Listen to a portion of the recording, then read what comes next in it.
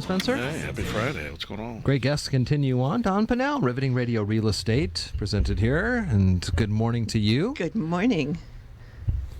Another great Friday. It certainly is. Yeah, we yeah. are looking at, I guess people are always selling their homes.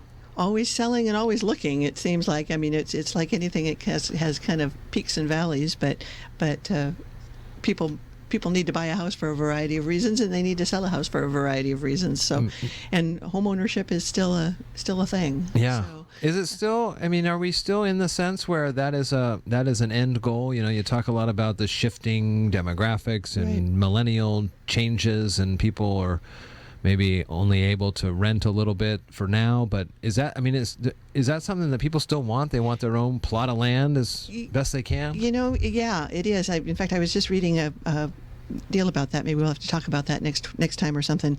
That they've done a poll of folks, and even if they have to make pretty significant sacrifices to afford to buy a house, it's still something that they think is worthwhile. In often cases, I notice that even rents are comparable to mortgage payments. Right. And one thing about mortgage payments that we've come to know is that you're essentially locked in. I mean, there are some up and downs with property taxes and whatnot, but rents go up, an average of 3% a year. Right. And then you don't get any return, really, for that. Exactly. So, okay.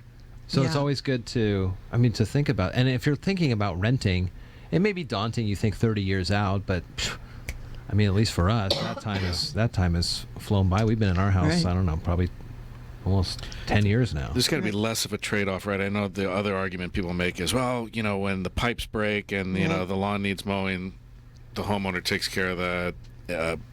But in the long run, you're still losing out, right? Not having your own place to have the equity. Well, and the other interesting thing I thought was that when they polled these folks, they all said that home ownership was the sign that you're an adult. Oh, yeah. And I thought, well, okay, that's, that is kind of, that's true. It's kind of a sign of becoming a mature adult. So I owned my first home in my 20s, and I still haven't grown up. Though. Yeah, right. I don't know if that's always true. Right. There are always trade-offs on that. Sure. Yeah. You've got some tips for folks on your Facebook page, Don Pannell Real Estate. We link to it here on when we post these interviews. What are some of these things? Well, it's kind of a cool campaign that John L. Scott is doing, and it's called 24 At-Home Tips. And I've got two of. I thought I would put on like one a week or so, and so I wanted folks to know that they can go on. Just type in Don Pannell Real Estate on Facebook, and they'll show up. And there's a little graphic, and then there's a link to the full text. And the two that I've got on so far are preparation for painting, which is kind of cool. Talks about that preparation is 90% of that job, and talking about starting at the top and working down and filling holes and that kind of stuff. So it's kind of neat tips on that. And then the next one is on fire safety, and it talks about having a fire escape plan and that kind of thing, and practicing and what you need to do there. Some of the other ones that will be coming up are choosing a contractor, having a smart home, how you go about doing that, refinancing. There's one on that. There's one on getting an estimate for your home, which is always a fun one that people like to do. Outdoor entertaining, decorating your entryway so that it's inviting. Kitchen cabinets, home decorating tips, using white vinegar, which is kind of that'll be interesting to see what they have to say about that. Uses for white vinegar. A whole segment on white vinegar. Yeah. The magical cleaner, they call it. It really is. Yeah. So, and then gutter cleaning and home maintenance guide and a 10-step home buying process. So there's 24 of them. So rather than spending time here going through all of that, I thought, well, I just direct people to my Facebook page, and there's other things on there as well. This program gets posted on there, so you can kind of, if you miss an episode, you can go back and or if you want to see the pictures that we use sometimes, you can go to that. And I'm looking at it right now. One of the ones that just pops out in my head because I have experience using these is a painter's tape. Yeah. And so it says pull it off in a slow, continuous motion at a 90-degree angle. Right. Otherwise, it'll smear a lot. Yeah. But the other thing, if you actually read the instructions on that thing, it says you lay your tape down, and then you paint it the base. You put a line half on the tape and half over the tape of the base color, and then you let that dry, and then you use whatever your final color is, because it makes a seal or something like that. And I did that in Kaiser's Playroom when I had the blue and white striped walls. And that saved me so much. Oh, yeah. Yeah, we've all seen where you pull the tape off and then there's these little jagged things. Especially if your wall is bumpy, because the paint will get in under, because you're never going to get a full tight seam, tight seal on that tape, no matter what version you get of it, even like they have the newest, most stickiest versions.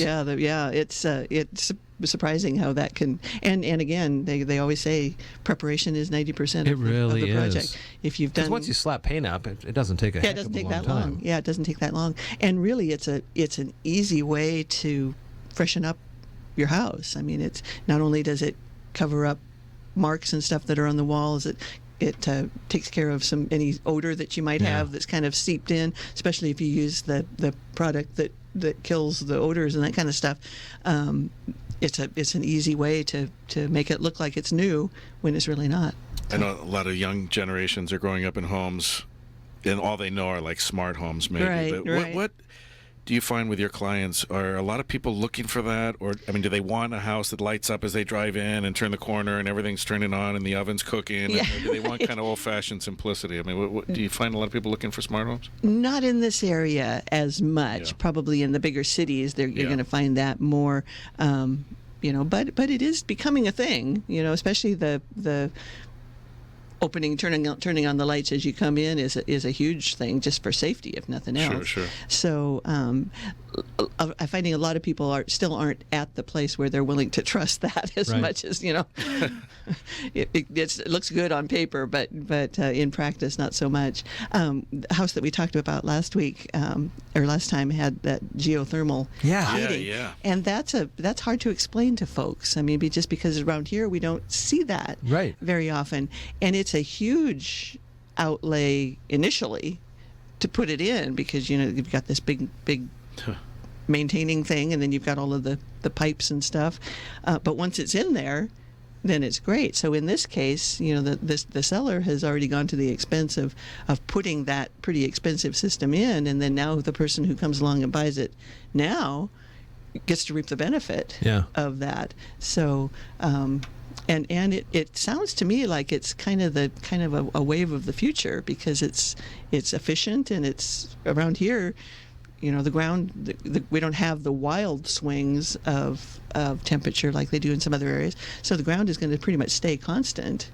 So anybody can do. I mean, that home was just kind of on a nondescript road in the middle of the county. Right. So anybody that is gaming this out a little bit can do that? Yeah. There are companies that you can call to come in. I thought you had to have like some sort of special ground or not. No, just anybody, and it's kind of like solar. I mean, anybody can do solar if you around here it's a little bit more complicated, because we don't have the long extended areas or days of and hours of sunlight, but you can certainly put solar in, and I know PUD3 had a program where they would come and take a look at your property and see if it met the criteria, and almost any place can. Yeah, so as we start thinking more and more about global warming and all that kind of thing, whatever your thoughts are on that, we are probably going to have to get to a point where we look at alternative energy sources and that kind of thing. So again, to have a house that already has that, and to have somebody else have gone through it's kind of like a septic system. If you're the one that has to put it in, it's expensive as heck, but if you're coming in and it's already there, it's a huge value and a huge benefit for the value of that property. For sure. Wow, that's fascinating. Yeah. Find out more of these great tips on Don's John L. Scott page, Don Pannell Real Estate. That's the name of her page. That's a mouthful. Yeah. Don works with John L. Scott here in Shelton, and always is either around the office, or they know how to get you by calling what phone number? Well, my cell phone is 360-490-4493, or you can call the office at 360-426-3319, or stop in. Love to talk to you. For sure.